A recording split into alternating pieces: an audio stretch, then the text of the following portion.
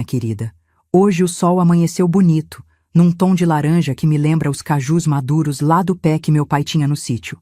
Um calorzinho bom que aquece os ossos da gente. Eu gosto dessas manhãs. Gosto do cheiro do café passado na hora, do silêncio que só é quebrado pelo canto dos passarinhos ou pelo barulho do vento balançando as folhas do coqueiro.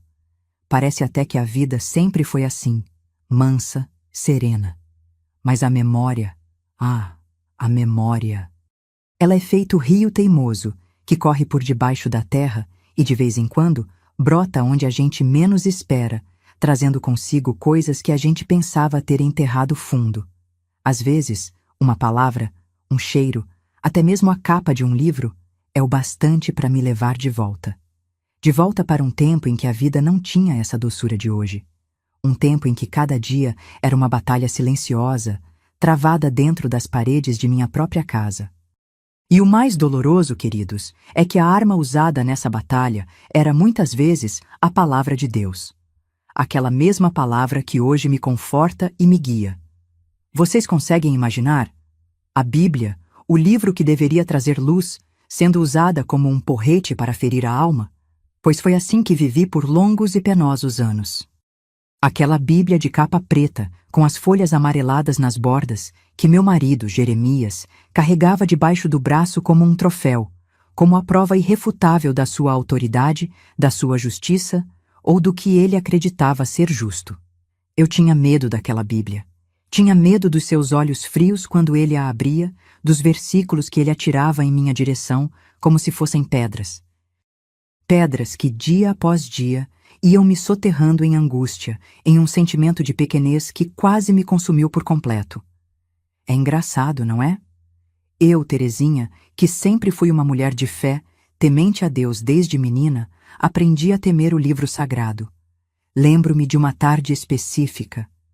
O calor de Juazeiro do Norte apertava o peito, o mormaço subindo do chão de terra batida do quintal. Jeremias tinha chegado da congregação. Os sapatos empoeirados, o terno impecável apesar do suor que lhe escorria pela testa. E a Bíblia, claro, firme debaixo do braço esquerdo. Eu já sabia o que viria. O estômago dava um nó, as mãos ficavam frias.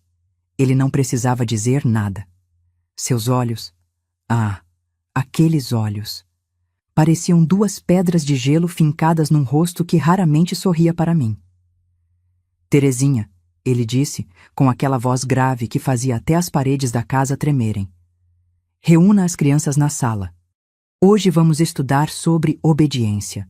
E meu coração afundava, porque eu sempre sabia que o estudo não era para as crianças, era para mim, sempre para mim. E a obediência que ele queria ensinar não era a obediência a Deus, mas a ele, Jeremias. Um homem que se colocava no lugar do próprio Criador. E eu, com meus 20 e poucos anos, já me sentia uma velha, encurvada não pelo trabalho pesado da roça de onde vim, mas pelo fardo invisível das palavras dele. Palavras que ele habilmente arrancava do livro sagrado e retorcia, transformando em instrumentos de tortura. A ironia disso tudo ainda me corta a alma, sabe? Usar o que é santo para profanar a paz de um lar. Levei muito tempo, muitos anos de choro escondido e orações sussurradas no escuro, para entender que Deus não estava naquelas palavras duras, naqueles julgamentos cruéis. Deus é amor, é compaixão. E ele, com certeza, não se alegrava com as lágrimas que eu derramava em silêncio, noite após noite, naquela casa que deveria ser meu refúgio, mas que se tornou minha prisão. Eu nem sempre fui essa mulher amedrontada que vivia pisando em ovos. Não. Antes de Jeremias, antes do casamento que imaginei ser a realização de um sonho, eu era uma moça cheia de vida, lá do sertão da Paraíba, de um lugarejo pequeno onde a gente conhecia todo mundo pelo nome. Filha de agricultores, aprendi desde cedo o valor do trabalho e da fé. Meu pai, seu Zezinho, era um homem simples, mas de uma sabedoria imensa. Minha mãe, Dona Luzia, uma fortaleza em forma de mulher, com um coração que parecia caber o mundo inteiro. A gente vivia com pouco, mas tinha alegria. Cantávamos nas noites de lua cheia, ouvíamos as histórias que os mais velhos contavam ao pé da fogueira. Meus sonhos não eram grandiosos, não naquela época. Sonhava em ter minha casinha, um marido bom, filhos correndo pelo terreiro. Coisas simples, como a vida que eu conhecia. A fé em Deus era algo natural, como respirar. Íamos à missa aos domingos, rezávamos o terço em família. Deus era um pai amoroso, um protetor. E foi nessa fé, nessa simplicidade que cresci. Quando Jeremias apareceu, eu tinha 17 anos. Ele veio de Pernambuco, já homem feito, com uns 24 anos, para trabalhar no comércio de Juazeiro, que já era uma cidade movimentada por causa da fé no padre Cícero. Juazeiro sempre teve essa aura religiosa forte, né? As romarias, as promessas, a devoção do povo. E Jeremias chegou já envolvido com a congregação evangélica que estava crescendo na cidade. Ele era diferente dos rapazes que eu conhecia. Falava bonito, com umas palavras difíceis que me deixavam encantada. Tinha um porte sério, respeitoso. E era um homem de Deus, ou assim parecia. Ele citava a Bíblia com uma facilidade que me admirava. Lembro que minha mãe, no começo, ficou um pouco desconfiada. Esse moço fala muito em castigo, minha filha. Deus é mais amor do que castigo. Ela me dizia baixinho, enquanto remendava uma roupa. Mas eu, na ingenuidade da mocidade, via naquela seriedade uma prova de retidão, de compromisso. Ele me cortejou com versos bíblicos e promessas de um lar cristão, abençoado. E eu acreditei. Acreditei que tinha encontrado o homem que Deus preparara para mim. Casamos um ano depois, numa cerimônia simples na igreja dele. Eu tinha 18 anos, recém-completados.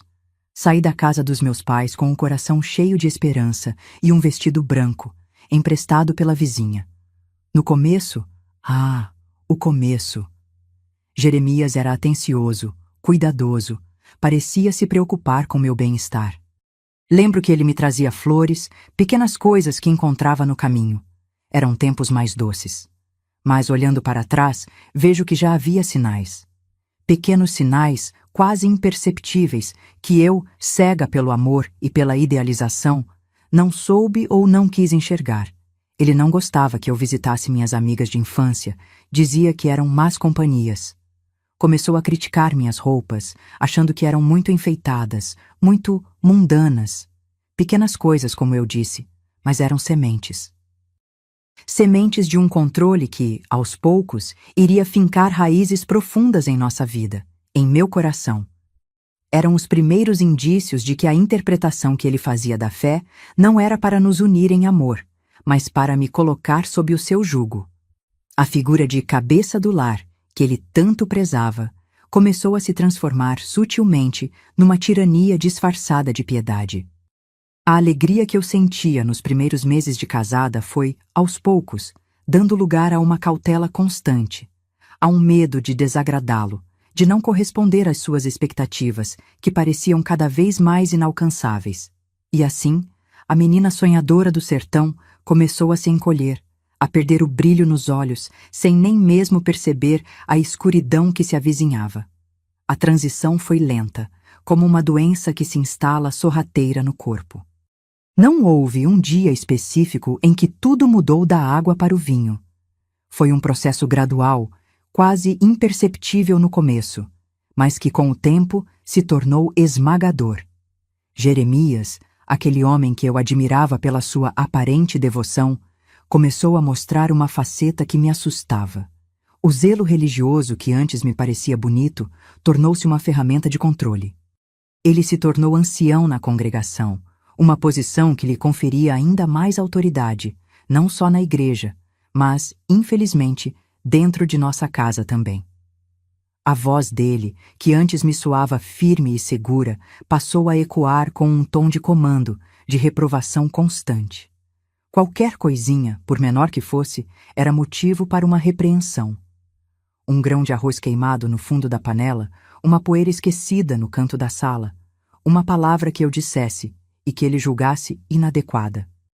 Tudo era motivo para ele franzir a testa e me olhar com aqueles olhos que pareciam me atravessar a alma, me julgando e condenando. E foi aí que a Bíblia, o livro que eu aprendera a amar desde criança, começou a se transformar em algo ameaçador. Ele passou a usá-la não para nos trazer conforto ou sabedoria, mas para justificar suas críticas, suas exigências, sua rispidez. Os estudos bíblicos em família, que no início eram momentos de aprendizado, tornaram-se sessões de humilhação velada, direcionadas a mim. Ele escolhia a dedo os versículos que falavam sobre a submissão da mulher, sobre a obediência ao marido, sobre a mulher tola que destrói a própria casa. E lia em voz alta, com uma entonação que não deixava dúvidas sobre a quem se referia. Eu me sentia nua, exposta diante dele, e o que era pior, diante dos meus próprios filhos, que ainda eram pequenos demais para entender a complexidade da situação, mas que certamente sentiam a tensão no ar, a tristeza nos meus olhos. Juazeiro do Norte, com sua fé fervorosa e suas tradições arraigadas, parecia um cenário ainda mais opressor para mim.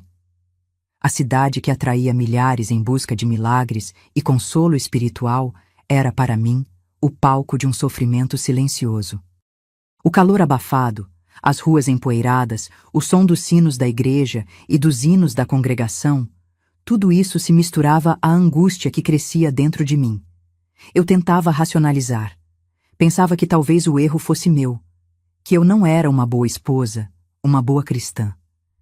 Me esforçava ao máximo para agradá-lo, para ser a mulher virtuosa que ele tanto citava. Acordava antes do sol raiar, cuidava da casa com esmero, educava os filhos nos preceitos religiosos que ele impunha. Mas nada parecia ser suficiente. Quanto mais eu tentava, mais ele encontrava falhas, mais ele me diminuía. Meu bem-estar físico começou a ser afetado.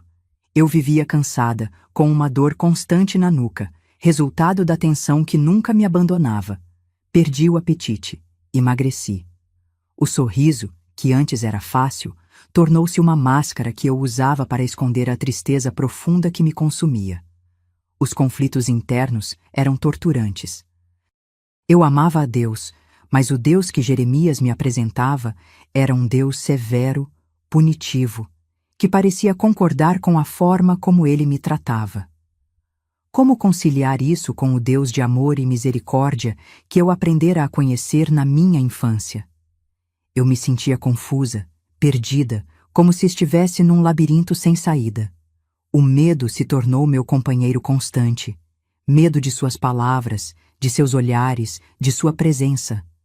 Medo de que a qualquer momento ele abrisse a Bíblia e começasse mais uma de suas pregações particulares, que me faziam sentir a pior das criaturas. E assim, a minha casa, que deveria ser um lar de paz e amor, transformou-se num tribunal onde eu era julgada e condenada diariamente, sem direito à defesa, tendo como principal algoz o homem que eu havia jurado amar e respeitar. Ah, aquele dia! Era uma quinta-feira, me lembro bem, no comecinho de março de 1979. O sol lá fora estava de rachar, como costuma ser em Juazeiro nessa época do ano. A casa, apesar das janelas abertas, parecia uma fornalha. Eu estava na cozinha, lutando com o fogão a lenha, que naquele dia parecia ter vida própria. A fumaça teimava em voltar para dentro, e meus olhos ardiam. Eu estava cansada. Cansada do calor, cansada da rotina exaustiva de cuidar da casa e dos 5 filhos, cansada de tentar ser perfeita aos olhos de Jeremias. E, no meio desse cansaço, aconteceu. Uma pequena distração, um momento em que minha mente viajou para longe, talvez para os tempos mais simples da minha infância, e o feijão queimou. Não foi a primeira vez, claro. Quem cozinha em fogão a lenha sabe como é fácil se descuidar por um instante e a comida passar do ponto. Mas naquele dia, o cheiro forte de queimado que invadiu a cozinha parecia anunciar uma tempestade. E ela não tardou a chegar. Jeremias entrou em casa pouco depois, vindo de alguma reunião na congregação. Ele já chegou com a testa franzida, a boca numa linha dura. Devia estar irritado com alguma coisa de lá. Algum problema que, como sempre, ele trazia para descarregar em casa, em mim. Bastou sentir o cheiro do feijão queimado para a fisionomia dele se fechar ainda mais. Terezinha! A voz dele cortou o ar, mais áspera do que o normal. O que é esse cheiro? Pelo amor de Deus, mulher, como você pode ser tão descuidada assim? Eu murmurei um pedido de desculpas, tentei explicar que o fogão estava ruim, que a fumaça... Mas ele não me ouviu, ou não quis ouvir. Seus olhos faiscavam de raiva.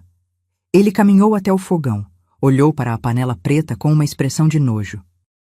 Não aprendeu ainda que Provérbios 31 fala da mulher virtuosa, que cuida bem da sua casa, que não deixa sua família passar necessidade por pura negligência?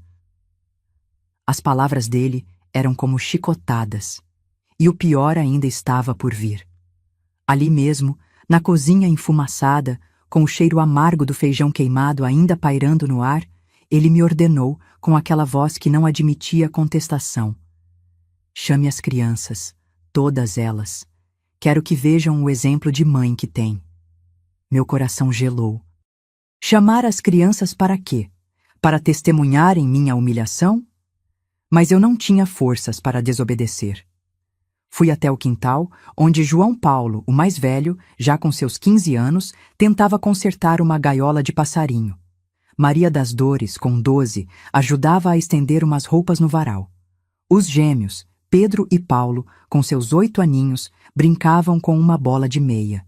E a pequena Ana Lúcia, com apenas 5 anos, corria atrás deles rindo. Tive que interromper aquela cena de inocência.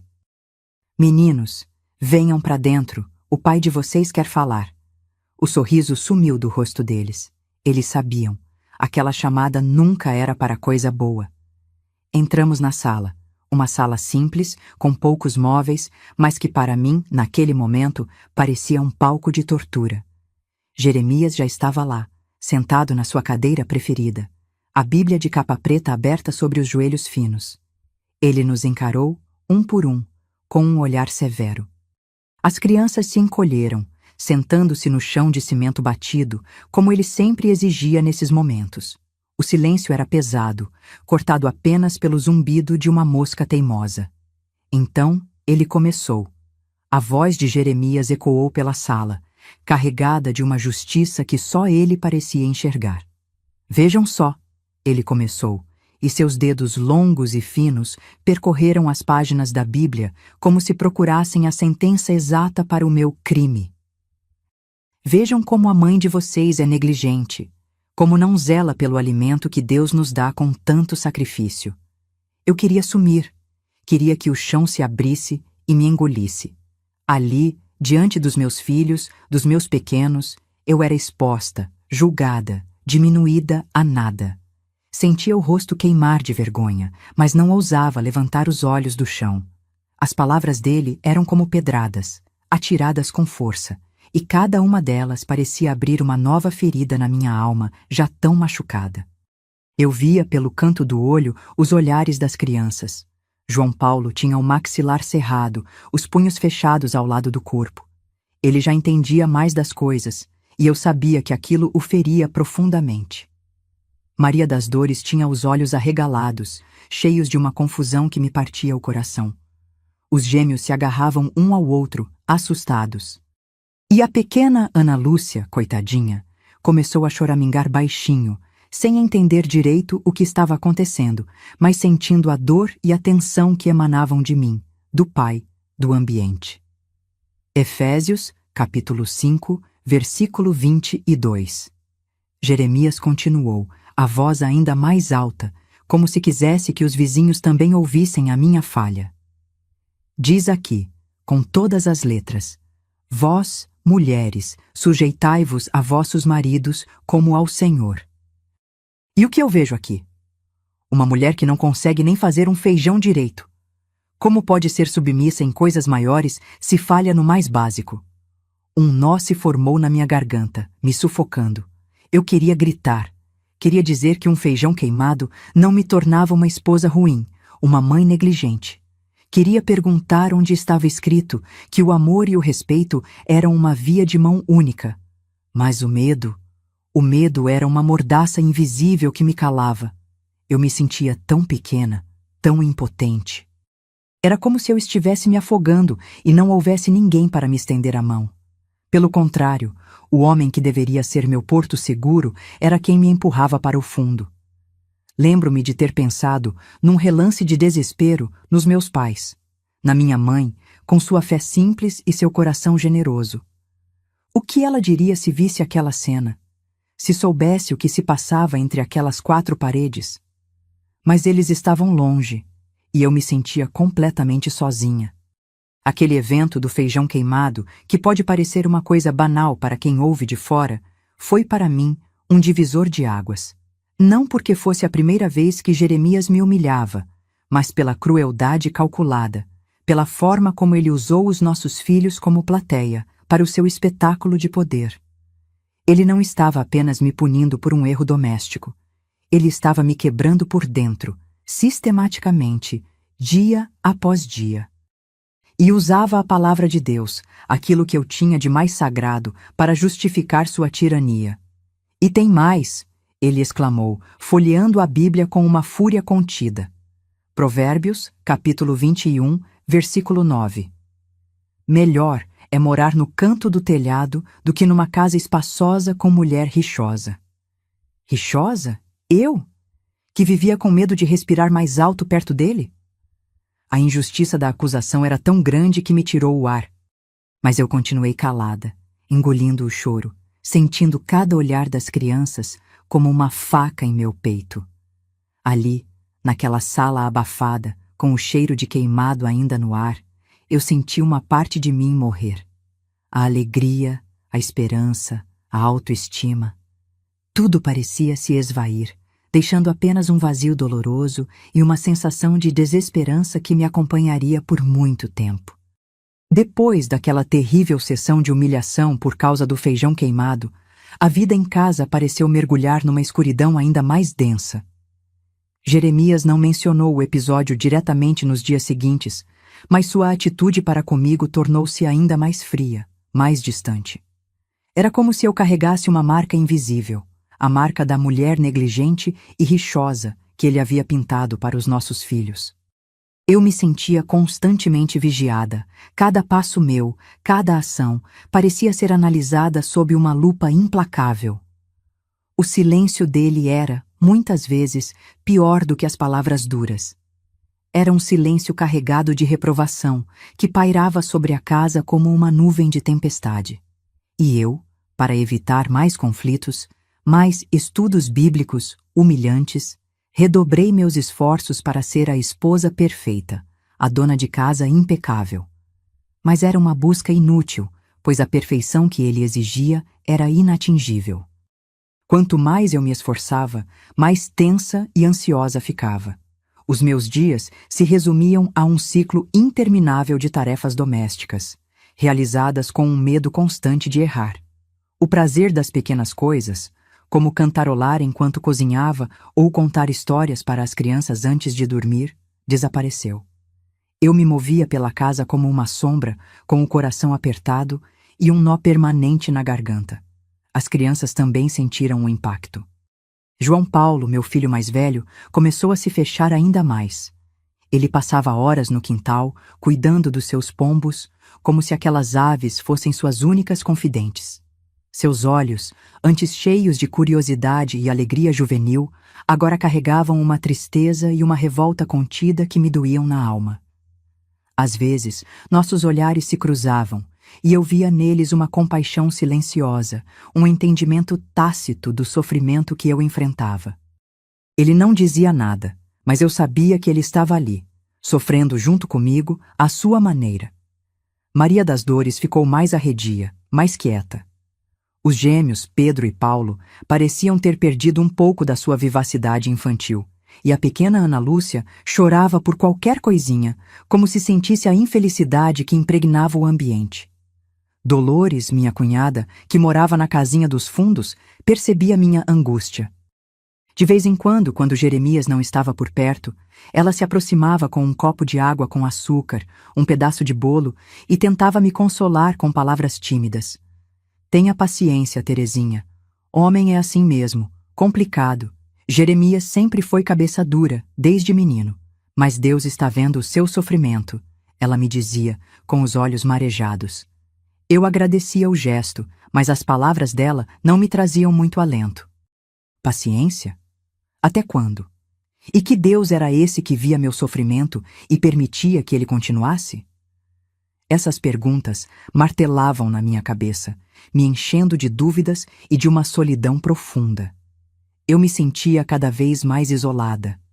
As poucas amigas que eu tinha foram se afastando, talvez por perceberem a tristeza que me envolvia, talvez por receio de Jeremias e de seu jeito controlador. A igreja, que deveria ser um lugar de refúgio e comunhão, tornou-se um lembrete constante da minha insuficiência aos olhos do meu marido, que lá era visto como um líder exemplar. A semente da mudança, porém, mesmo que minúscula e quase imperceptível, começou a brotar em mim depois daquele dia. Uma fagulha de indignação, uma percepção tênue de que aquilo não era justo, não era certo. Eu ainda não tinha forças para reagir, nem sequer sabia como, mas algo dentro de mim começou a se questionar. Será que Deus realmente queria que eu vivesse daquela forma? Será que a submissão que a Bíblia mencionava significava anulação completa, humilhação constante? Essas perguntas, ainda que sussurradas no meu íntimo, foram o primeiro sinal de que, talvez, houvesse uma saída, mesmo que eu não conseguisse enxergá-la naquele momento. Aquele feijão queimado, no fim das contas, não foi apenas um pretexto para mais uma sessão de tortura psicológica. Foi também o estopim de uma lenta e dolorosa conscientização, o início de uma jornada que, anos mais tarde, me levaria a buscar a minha liberdade e a redescobrir o verdadeiro significado da fé e do amor próprio. Mas, por enquanto, a escuridão ainda era longa e o caminho à frente, incerto e cheio de medo. Os meses que se seguiram àquele episódio do feijão queimado foram se arrastando pesados, como uma carroça emperrada num caminho de lama. A sombra da desaprovação de Jeremias pairava sobre mim constantemente. Eu me sentia como se estivesse andando numa corda bamba, com medo de qualquer passo em falso que pudesse provocar outra avalanche de críticas e versículos bíblicos distorcidos. O primeiro e maior desafio era essa vigilância constante. Jeremias parecia ter olhos nas costas. Cada gesto meu era escrutinado. Se eu demorasse um pouco mais para servir o café, era um olhar de reprovação. Se uma das crianças fazia barulho enquanto ele lia o jornal ou a Bíblia, a culpa recaía sobre mim, por não saber impor disciplina. Era um desgaste diário, uma tortura miúda que ia minando minhas energias e minha sanidade. Eu me pegava revendo mentalmente cada ação minha antes de executá-la, tentando antecipar qualquer possível crítica. Será que a comida está salgada demais? Ou de menos? A roupa está bem passada? A casa está limpa o suficiente para os padrões dele? Era exaustivo viver assim. Eu me sentia um soldado em alerta constante, num campo de batalha onde o inimigo era o meu próprio marido. Outro desafio imenso era ver o impacto de tudo aquilo nos meus filhos. João Paulo, meu primogênito, estava cada vez mais distante, mais silencioso. Aquele brilho de revolta que eu via em seus olhos no dia do feijão queimado parecia ter se transformado numa tristeza resignada. Ele se refugiava nos livros de história que tanto amava e nos cuidados com seus pombos, como se buscasse naquelas narrativas antigas e na liberdade das aves um alívio para a opressão que sentia em casa. Lembro-me de vê-lo, muitas vezes, sentado no batente da porta do quintal, o olhar perdido no horizonte, e meu coração se partia em 1000 pedaços. Eu sabia que ele sofria, e sofria por mim também. Maria das Dores, que estava entrando na adolescência, começou a questionar, ainda que de forma tímida, algumas das regras impostas por Jeremias. Mãe, por que eu não posso ir brincar na casa da vizinha se ela é da igreja também? Perguntava. E eu tinha que encontrar respostas evasivas, com medo de contrariar Jeremias e provocar mais uma tempestade. Os gêmeos, Pedro e Paulo, que antes eram tão arteiros e risonhos, andavam mais quietos, com medo dos estudos bíblicos que se tornaram sinônimo de repreensão. Até a pequena Ana Lúcia, que ainda era um bebê de colo na época do feijão queimado, mas que agora já tinha seus 3, 4 aninhos, parecia sentir a tensão no ar, buscando meu colo com mais frequência, os olhinhos assustados sempre que a voz de Jeremias se elevava. E havia o isolamento. Ah, o isolamento. As visitas em casa rarearam. Jeremias não gostava de gente de fora atrapalhando a ordem do lar. E, para ser sincera, eu também comecei a evitar as pessoas. Tinha vergonha. Vergonha da minha tristeza, vergonha da vida que eu levava. Como eu poderia receber alguém com um sorriso no rosto, fingindo que estava tudo bem, quando por dentro eu estava em ruínas? Minha cunhada Dolores era, talvez, a única pessoa com quem eu ainda conseguia desabafar um pouco, mas sempre às escondidas, em sussurros apressados no quintal. Ela me ouvia com compaixão, mas também com um medo palpável de que Jeremias nos descobrisse. Cuidado, Terezinha, ele é meu irmão, mas sei do gênio que tem, ela me alertava. Eu tentei, de todas as formas, encontrar pequenos refúgios para minha alma. Nas poucas horas em que Jeremias estava na congregação ou trabalhando, eu tentava criar momentos de leveza com as crianças. Contava histórias, cantava cantigas de roda bem baixinho para que ele não ouvisse de longe. O quintal, com suas plantas e a criação de galinhas que eu mantinha, era meu santuário. Ali, cuidando da terra, sentindo o cheiro das ervas, eu conseguia respirar um pouco, me reconectar com a Terezinha de antes, a moça simples e alegre do sertão. Mas eram momentos fugazes, logo interrompidos pela realidade dura da minha vida. A luta era diária, silenciosa, e muitas vezes eu me sentia perdendo a batalha. Dentro daquele turbilhão de angústia, houve momentos em que a esperança, teimosa como o mato que brota em qualquer fresta, tentou me mostrar um caminho. Eu não podia aceitar que minha vida se resumisse àquele sofrimento diário. E assim, em meu desespero silencioso, comecei a arquitetar pequenas, quase invisíveis, tentativas de mudança, de encontrar um alívio. A primeira, e talvez a mais ingênua delas, foi tentar conversar com Jeremias. Escolhi um domingo à tarde, depois do almoço, um momento em que ele parecia um pouco menos tenso, talvez pelo descanso da manhã ou pela satisfação de ter pregado na congregação. Eu havia preparado um café fresco, do jeito que ele gostava, e o servi com um pedaço de bolo de fubá que as crianças adoravam. Respirei fundo, reuni toda a coragem que me restava e comecei a falar, com a voz trêmula. Jeremias, eu disse, a gente precisa conversar sobre nós, sobre a nossa casa. As crianças, elas estão sentindo. Eu estou sentindo. Ele me olhou por cima da xícara de café, as sobrancelhas arqueadas, uma expressão de quem não está entendendo ou fingindo não entender. Conversar sobre o quê, Terezinha? Está tudo em ordem, não está? A casa está limpa, a comida na mesa. O que mais você quer? Tentei explicar com todo o cuidado para não o acusar diretamente que a forma como ele conduzia os estudos bíblicos, as críticas constantes, estavam me machucando, criando um ambiente pesado. Falei do meu medo, da minha tristeza. A reação dele foi imediata e cortante.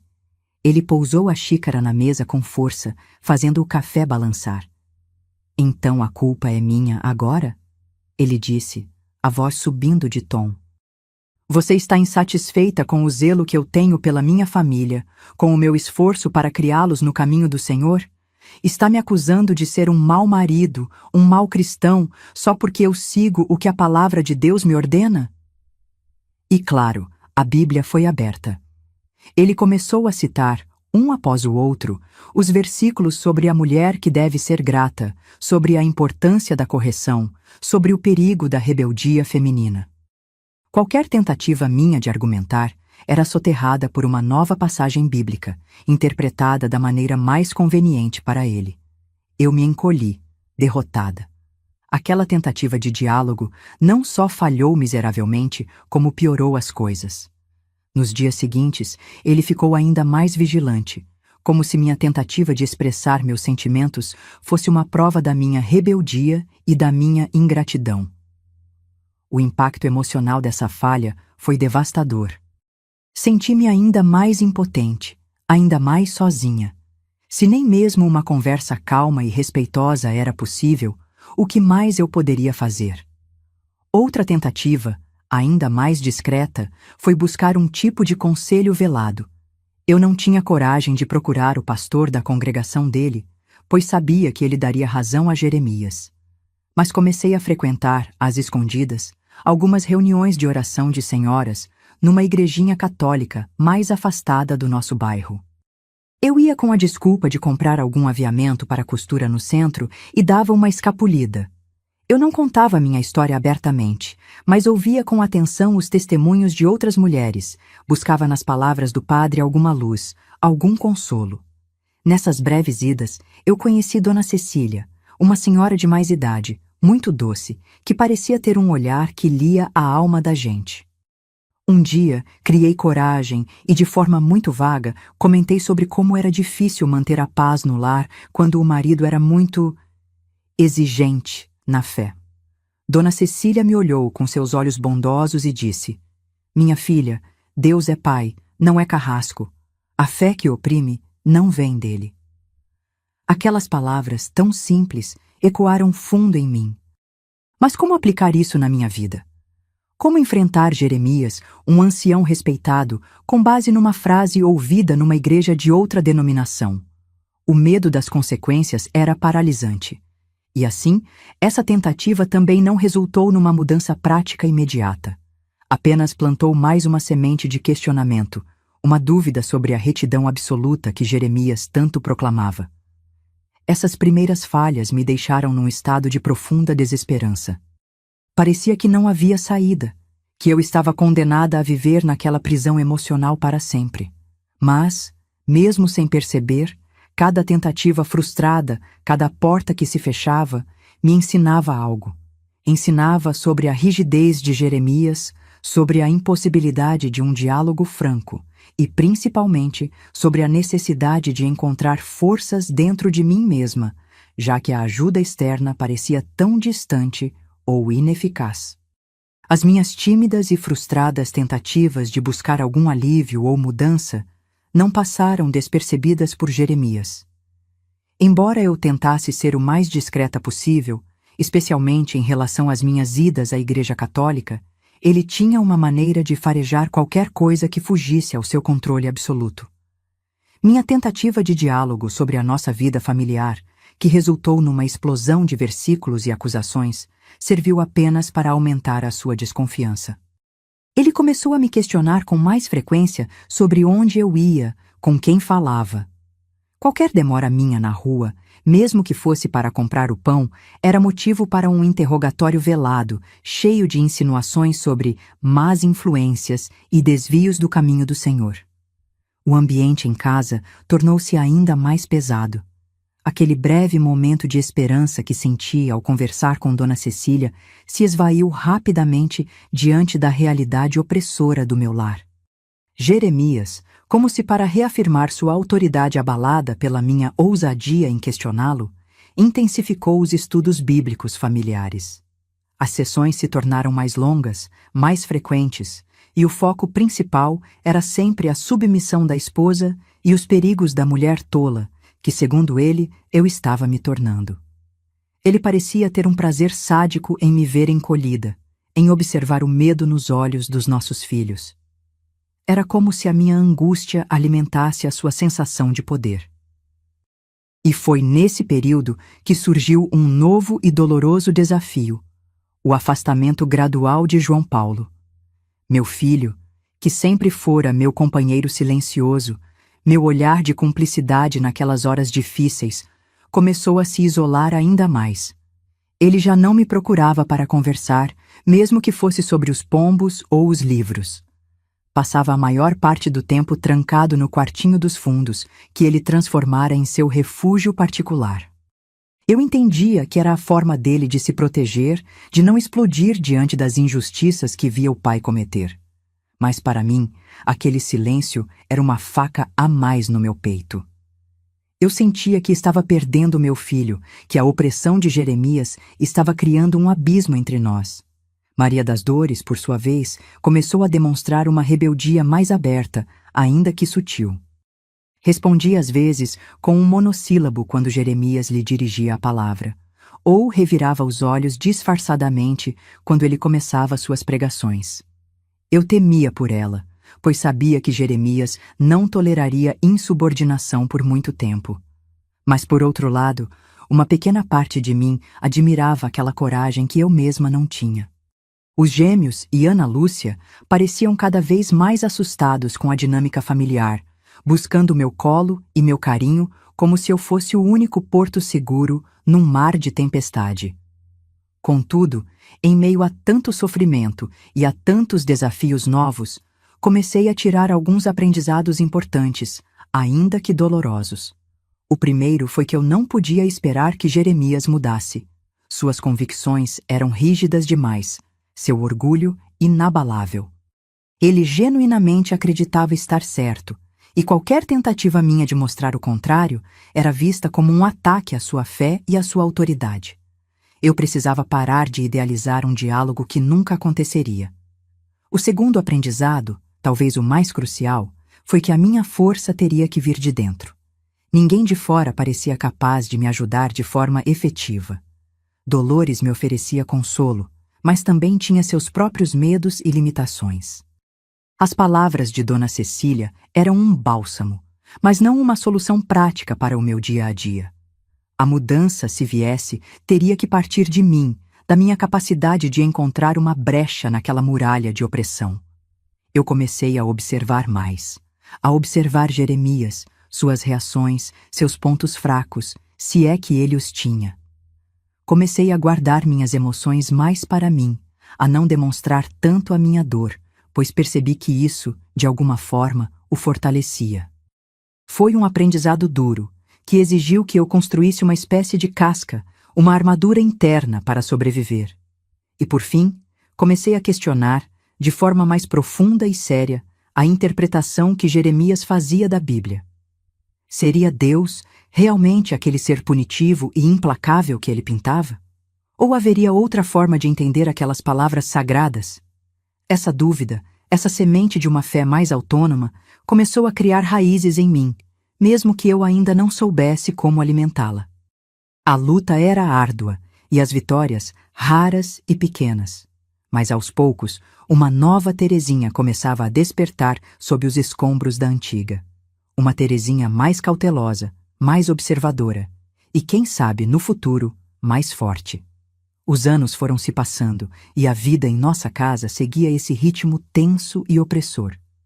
Eu tinha aprendido a navegar naquele mar revolto com uma cautela extrema, como um barco pequeno tentando evitar as grandes ondas. Mas a calmaria aparente era apenas a superfície. Por baixo, as correntes eram fortes e perigosas.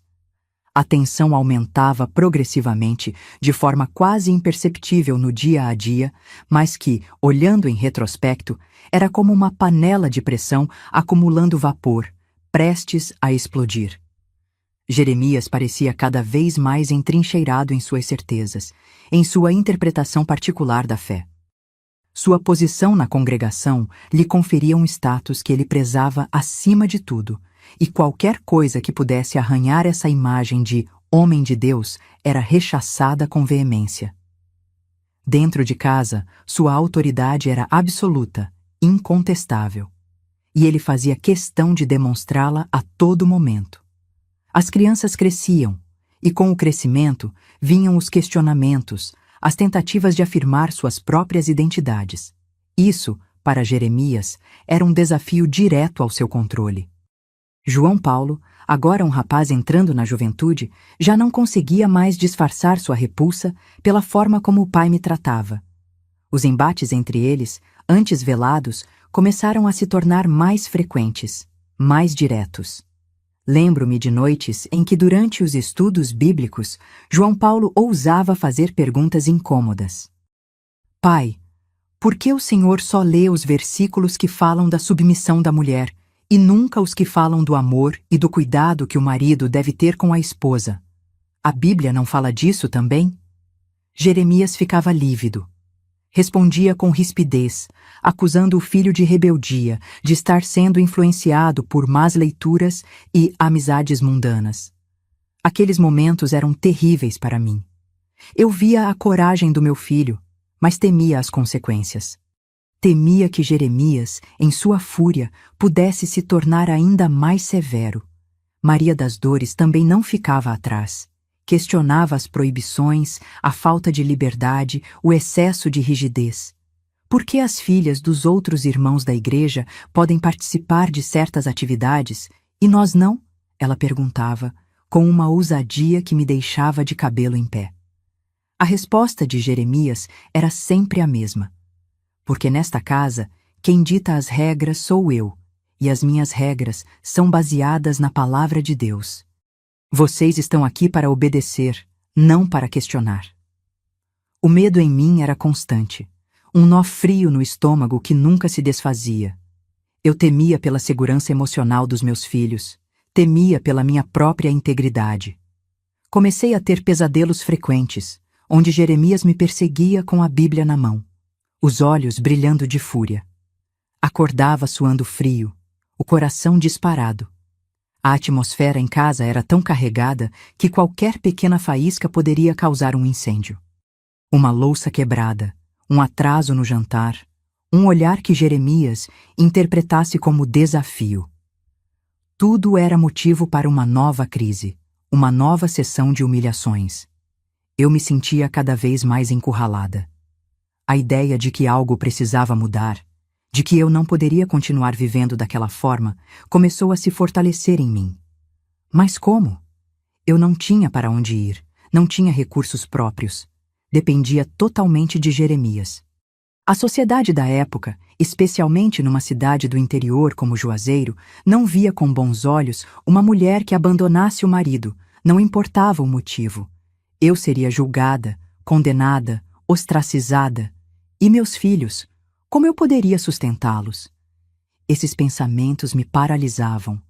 No entanto, uma pequena chama de resistência, alimentada pelas palavras de Dona Cecília e pela crescente revolta dos meus filhos mais velhos, começava a arder dentro de mim.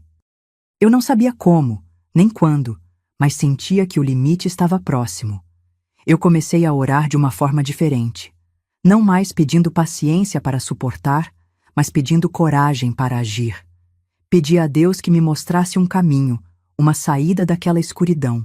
E secretamente comecei a observar mais, a guardar cada centavo que conseguia economizar das compras da feira, a pensar em alternativas, por mais remotas que parecessem.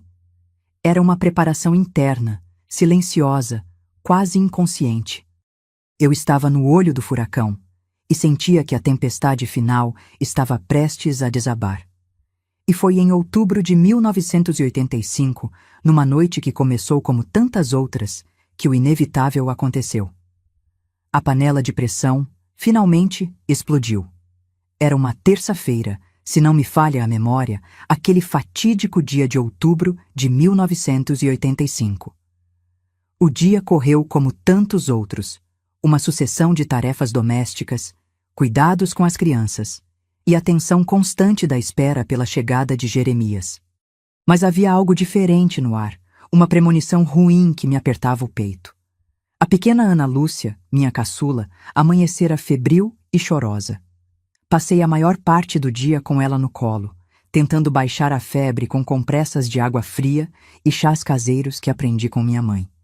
Por causa disso, acabei me atrasando um pouco com os preparativos para o jantar. Quando Jeremias chegou, mais cedo do que o habitual, vindo do trabalho, a mesa ainda não estava posta e o cheiro da comida ainda não pairava no ar como ele gostava. Eu estava na cozinha, a testa franzida de preocupação com Ana Lúcia, que cochilava inquieta numa esteira no canto e tentava apressar o feijão no fogão. Os outros filhos estavam por perto, sentindo a minha aflição. João Paulo, já um rapaz de quase 21 anos, olhava para mim com uma preocupação que ia além da doença da irmã. Ele sentia a tempestade se formando. O olhar de Jeremias ao entrar na cozinha e ver a cena, a filha doente, a esposa atarefada, o jantar ainda incompleto, foi como um raio. Seus olhos, que já eram naturalmente frios, pareceram congelar. Ele não disse uma palavra no início, apenas observou, o bigode sempre impecável tremendo levemente, um sinal claro de sua irritação contida. Eu senti um arrepio percorrer minha espinha.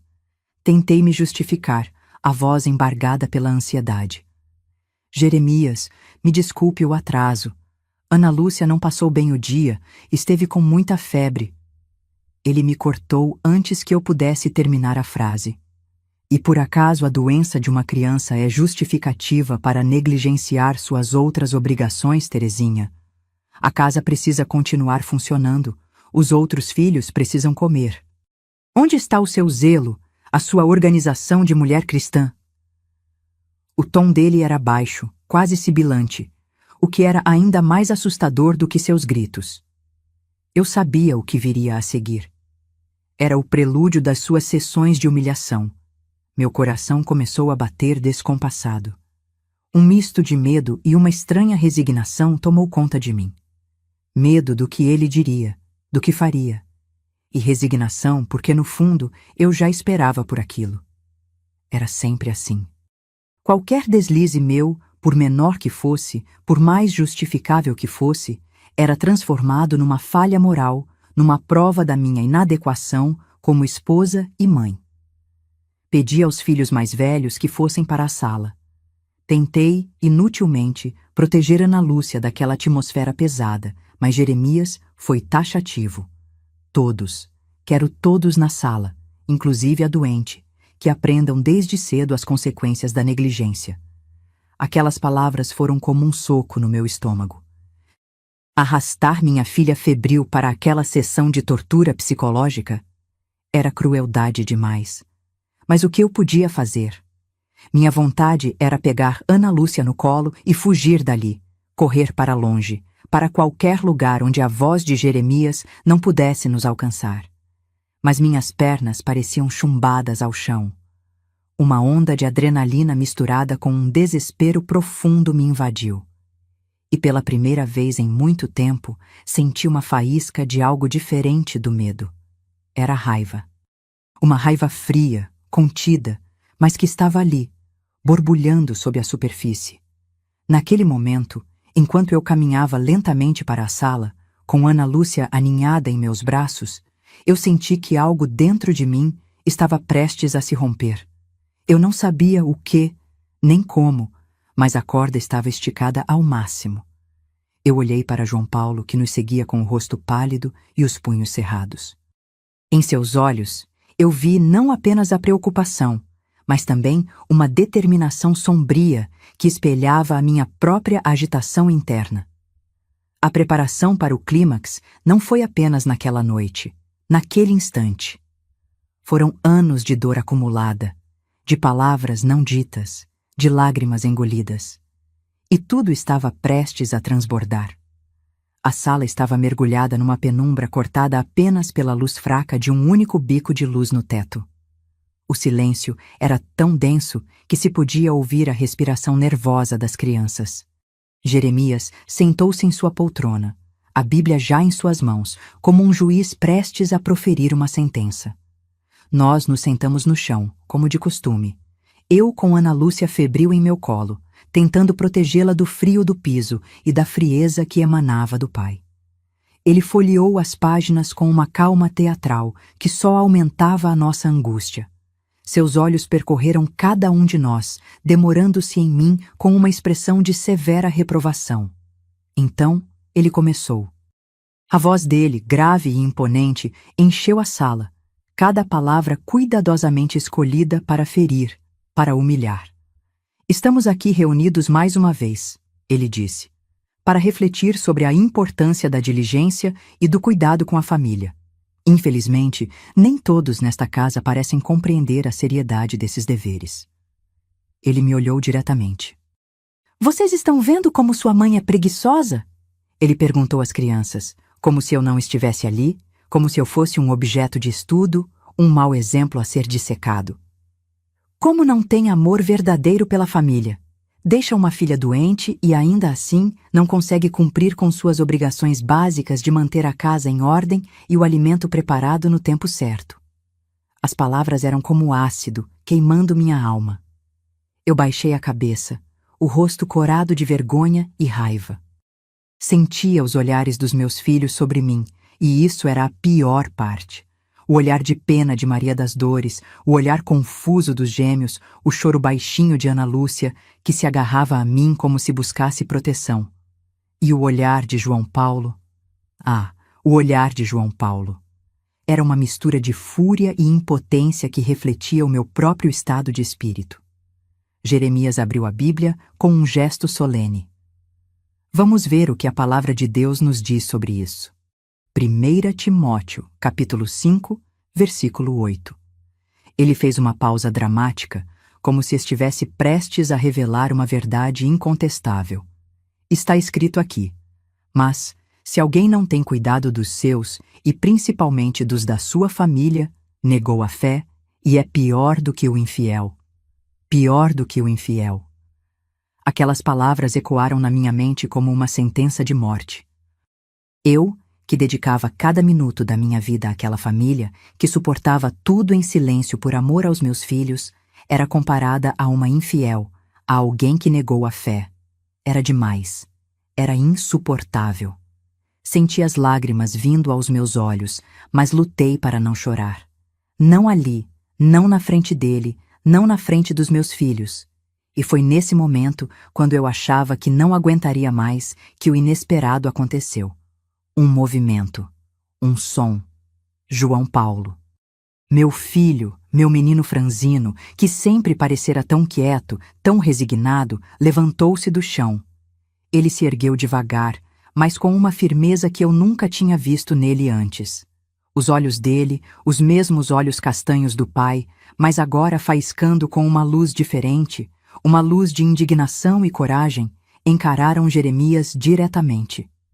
O silêncio na sala tornou-se ainda mais pesado, quase palpável. Até Jeremias pareceu surpreso com a atitude do filho. Ele parou de falar, a Bíblia ainda aberta em suas mãos, e olhou para João Paulo com uma expressão de incredulidade. E então, a voz de João Paulo, surpreendentemente calma, mas carregada de uma emoção contida, cortou o silêncio. Uma voz que não era mais de um menino assustado, mas de um homem defendendo o que era justo. Chega, pai, ele disse, e cada palavra pareceu ecoar pelas paredes da pequena sala. O senhor está usando a Bíblia errado. Jeremias franziu a testa, a incredulidade dando lugar à raiva. O que você disse, moleque? Mas João Paulo não se intimidou. Ele deu um passo à frente, os olhos fixos nos do pai. Eu disse que o senhor está usando a Bíblia errado. Efésios, capítulo 5, versículo 25 também diz: Vós, maridos, amai vossas mulheres, como também Cristo amou a igreja, e a si mesmo se entregou por ela. Ele fez uma pausa, e seus olhos marejaram, mas a voz continuou firme. Quando foi, pai? Quando foi que o senhor demonstrou esse tipo de amor pela minha mãe? Quando foi que o senhor se entregou por ela, ao invés de só exigir, só criticar, só humilhar? O silêncio que se seguiu às palavras de João Paulo foi o mais ensurdecedor que eu já ouvi em toda a minha vida. Parecia que o mundo tinha parado de girar. O tempo congelou naquele instante. Eu olhava para o meu filho de pé, enfrentando o pai com uma coragem que eu mesma nunca tive, e meu coração se encheu de um misto de orgulho, medo e uma admiração imensa. Jeremias ficou petrificado. Sua boca se abriu e fechou algumas vezes, como se ele quisesse dizer algo, mas as palavras não saíssem. Seu rosto, normalmente pálido e severo, passou por uma transformação rápida e assustadora. Primeiro, ficou branco como cera. Depois foi tomado por uma vermelhidão que subiu do pescoço até a raiz dos cabelos. Seus olhos, que antes brilhavam com a convicção de sua autoridade inquestionável, agora pareciam incertos, talvez até chocados pela ousadia do filho. A Bíblia ainda estava aberta em suas mãos, mas ele não olhava mais para ela. Olhava para João Paulo como se o visse pela primeira vez, ou como se visse um traidor. As crianças menores, Maria das Dores, Pedro e Paulo, estavam paralisadas, os olhos arregalados, indo de João Paulo para o pai, sem entender completamente a dimensão do que estava acontecendo, mas sentindo a tensão extrema no ar. Ana Lúcia, em meu colo, parou de choramingar e me olhou com seus grandes olhos assustados, como se perguntasse o que viria a seguir. Eu mesma mal conseguia respirar. Esperava uma explosão de Jeremias, um grito, talvez até algo pior, mas ele não explodiu. Não da forma que eu esperava. Ele permaneceu em silêncio por mais alguns segundos, que pareceram uma eternidade. Então, lentamente, como se estivesse se movendo debaixo d'água, ele fechou a Bíblia. O som da capa dura se encontrando ecoou na sala como uma sentença. Ele se levantou da poltrona, ainda sem dizer uma palavra. Seus olhos encontraram os meus por um instante, e o que eu vi ali me gelou a espinha. Não era raiva, não era surpresa. Era algo frio, calculista, quase ameaçador. Sem olhar para João Paulo, sem dirigir uma palavra a ninguém, Jeremias deu as costas e caminhou em direção à porta. Seus passos eram pesados, deliberados. Ele abriu a porta e saiu, batendo-a com uma força que fez as paredes da casa tremerem e os poucos enfeites na estante balançarem. O som da batida da porta foi como um tiro, quebrando o encanto, a tensão paralisante. E então o silêncio voltou, mas agora era um silêncio diferente. Era um silêncio carregado de incerteza, de medo do desconhecido, mas também, e pela primeira vez em muito tempo, de uma minúscula, quase imperceptível, fagulha de alívio. João Paulo permaneceu de pé por mais alguns instantes, o peito subindo e descendo rapidamente, como se ele tivesse corrido uma maratona. Então ele se virou para mim. Seus olhos, agora molhados, encontraram os meus. E com a voz embargada, mas firme, ele disse as palavras que ecoariam em minha alma para sempre. Mãe, a gente não precisa viver assim. Naquele momento, olhando para o meu filho, para a coragem que ele demonstrou, para o amor que ele tinha por mim, algo fundamental mudou dentro de mim. A semente de esperança que as palavras de Dona Cecília tinham plantado, que a minha própria dor havia irrigado, finalmente começou a germinar. Eu não sabia o que o futuro nos reservava. Sabia que a saída de Jeremias daquela forma não era o fim. Talvez fosse apenas o começo de uma nova e difícil batalha. Mas pela primeira vez em 16 anos, eu senti que não estava mais sozinha. Eu tinha meu filho ao meu lado. E as palavras dele, "A gente não precisa viver assim", eram a permissão que eu precisava, o empurrão que faltava para que eu começasse a acreditar que, talvez, apenas talvez, houvesse uma vida diferente para mim e para os meus filhos. Uma vida onde a Bíblia não fosse uma arma, mas um consolo. Uma vida onde o amor não fosse sinônimo de medo, mas a incerteza era imensa. O que Jeremias faria? Ele voltaria?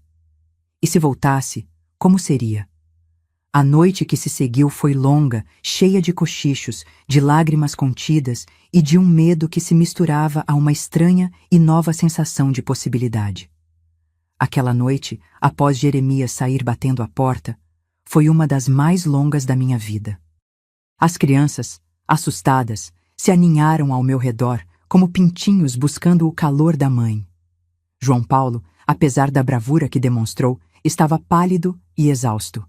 Conversamos baixinho por horas, fazendo planos incertos, especulando sobre o que Jeremias faria.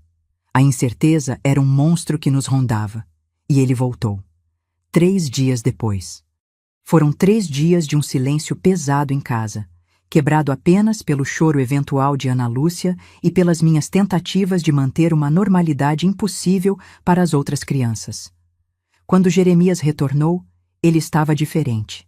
Não era o Jeremias explosivo que eu conhecia. Era um Jeremias mais frio, mais calculista e, de alguma forma, ainda mais perigoso. Seus olhos não tinham mais aquela fúria passional, tinham um brilho gélido, distante. Ele mal nos dirigiu a palavra. Mas eu sabia, e João Paulo também, que aquilo não era um sinal de trégua. Era a calma antes de uma tempestade ainda maior. Mas algo fundamental havia mudado em mim. As palavras de João Paulo, "Mãe, a gente não precisa viver assim", ecoavam em minha mente como um mantra. A coragem dele tinha me contagiado. Eu não era mais a mesma Terezinha amedrontada e passiva. Havia uma chama de determinação acesa em meu peito. E foi essa chama que me deu forças para tomar a decisão mais difícil da minha vida. Uma semana depois daquele confronto, aproveitando um dia em que Jeremias saiu para um compromisso mais longo na congregação, eu chamei João Paulo. "Filho", eu disse, "eu não aguento mais. Precisamos fazer alguma coisa."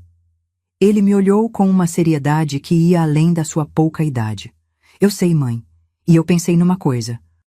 Foi então que ele sugeriu que procurássemos o padre Antônio, o pároco da Igreja Católica do bairro, aquele senhor baixinho e gentil que eu tinha visto algumas vezes e que transmitia uma paz que eu tanto ansiava.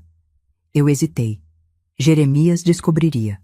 As consequências seriam terríveis. Mas João Paulo foi firme. "Mãe, ele é um homem bom.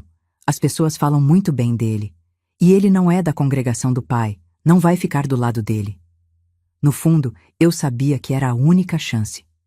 E assim, numa manhã ensolarada de dezembro, enquanto Juazeiro se preparava para as festas de fim de ano, eu e João Paulo saímos de casa pé ante pé, como dois fugitivos. Fomos até a casa paroquial. O padre Antônio nos recebeu com um sorriso amável e olhos que pareciam entender a nossa angústia antes mesmo que falássemos qualquer coisa.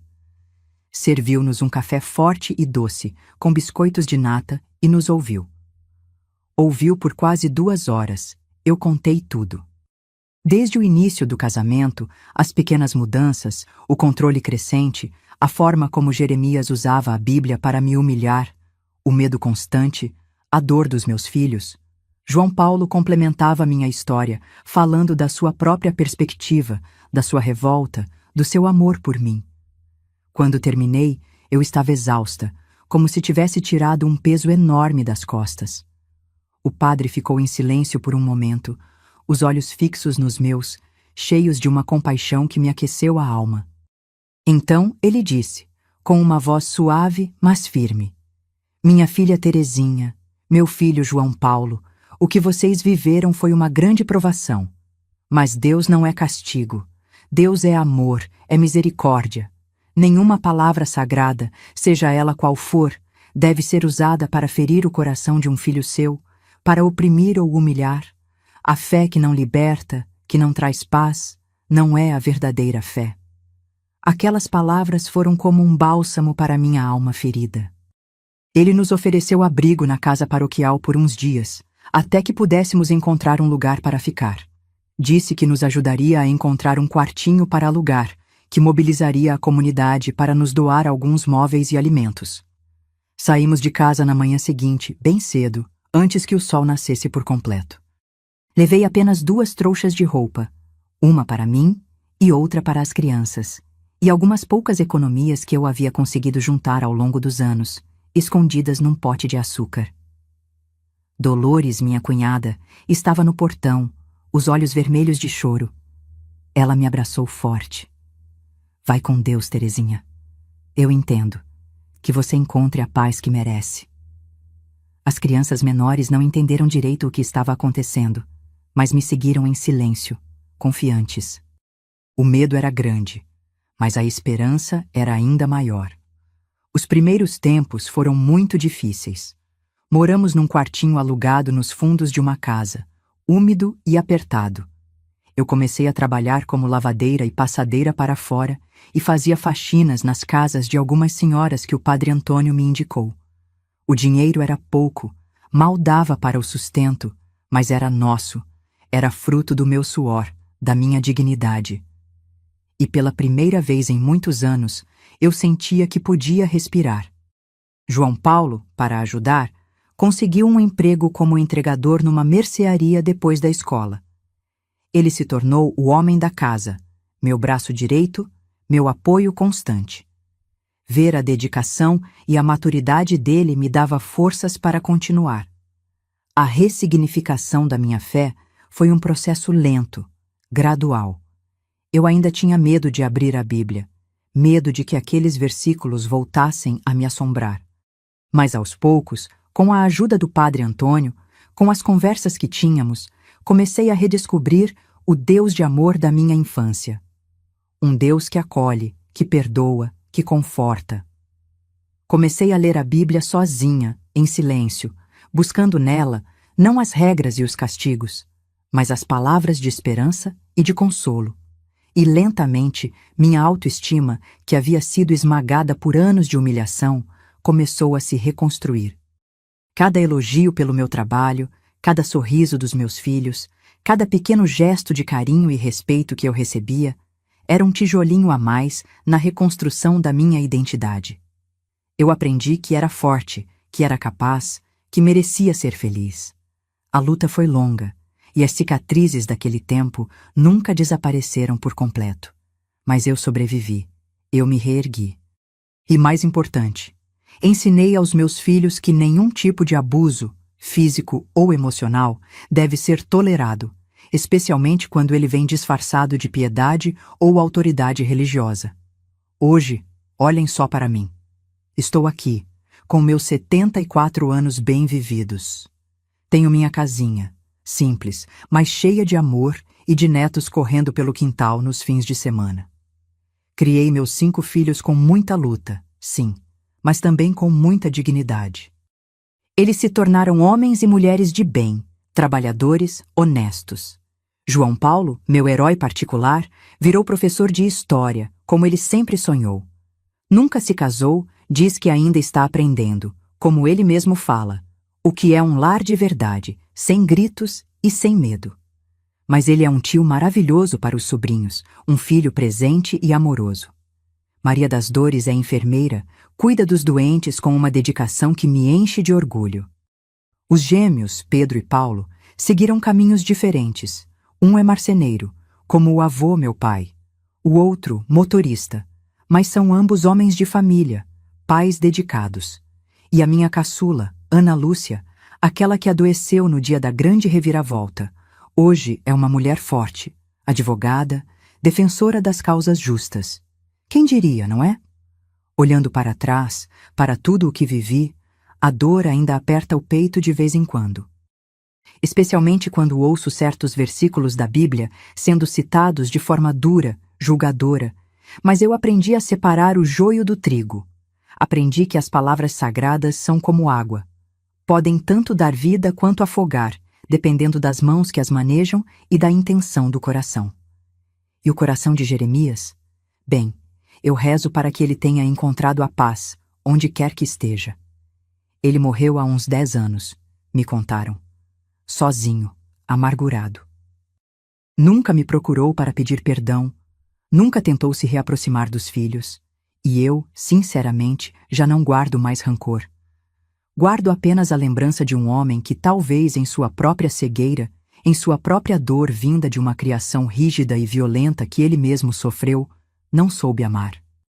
Pergunto-me às vezes se ele realmente acreditava estar cumprindo a vontade de Deus ao me tratar daquela forma, ou se, no fundo, ele sabia que estava apenas alimentando seus próprios demônios, suas próprias inseguranças, usando os versículos decorados como uma máscara para sua crueldade. Nunca saberei a resposta. E, para ser sincera, não preciso mais dela.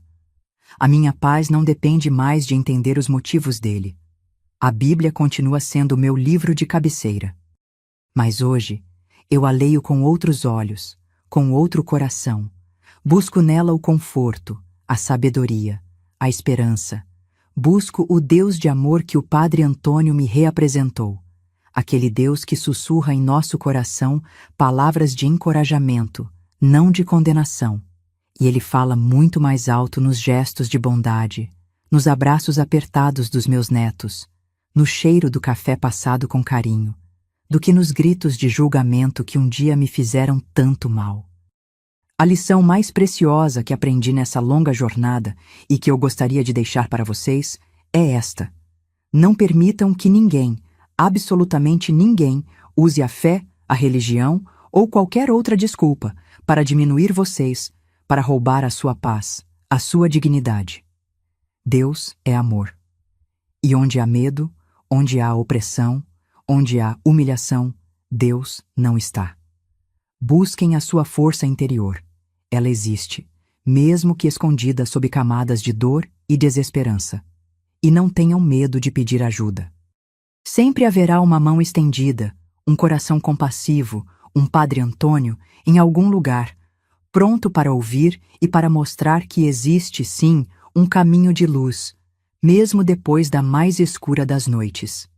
Minha história é uma história de dor, sim, mas é também uma história de superação, de resiliência, de fé reencontrada. E se ela puder tocar o coração de alguém que esteja passando por algo parecido, se puder acender uma pequena chama de esperança, então todo o meu sofrimento não terá sido em vão. Fechem os olhos por um instante.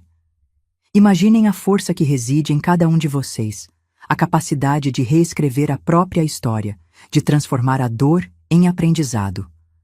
Eu precisei de muitos anos para descobrir isso, mas vocês podem começar hoje. Acreditem. A vida pode ser muito mais bonita do que imaginamos, quando aprendemos a nos amar e a nos respeitar em primeiro lugar. E com certeza, é isso que Deus espera de cada um de nós.